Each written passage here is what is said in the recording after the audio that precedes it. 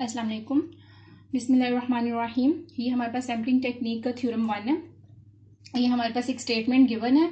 इसमें बेसिकली दो पार्ट, इस वीडियो के दो पार्ट हैं। एक में मीन को अप्रूव किया गया, एक में वेरिएंस को। तो इस वीडियो में सिर्फ मीन को अप्रूव किया गया। पहला जो हमारे पास पार्ट है इस थ्योरम का वो ये कि हमने प्रूव क्या करना है। हमने प्रूव ये करना है कि हमारे पास जो मीन है उस मीन की जो हमारे पास एक्सपेक्टेड वैल्यू होती है वो हमारे पास पॉपुलेशन के मीन के इक्वल होती है। बेसिकली हम ये प्रूव करना चाह रहे हैं। तो अब चलते हैं हम अपने स्टेप की तरफ कि हमने इसको प्रूव कैसे करना है। सबसे पहले अब देखें, हमने लेफ्ट हैंड साइड ली ये वाली चीज, ठीक है। अब हमने क्या प्रूव करना है, हम यही प्रूव करना चाह रहे हैं कि मीन यानी कि पॉपुलेशन सैंपल का जो मीन है उसकी एक्सपेक्टेड वैल्यू लेंगे तो वो पॉपुलेशन के मीन के इक्वल होगी।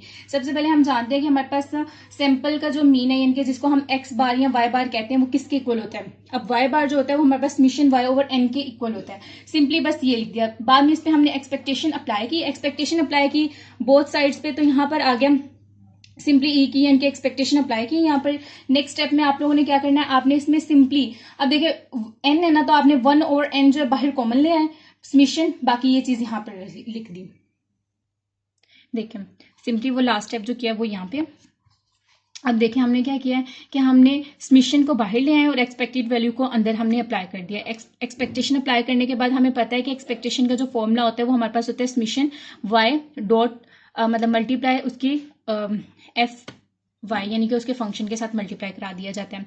अब सिंपली हमने क्या किया, यहाँ पर हमने ये वाला जो फॉर्मूला है ये ओपन करके यहाँ पे हमने सिर्फ लिख दिया।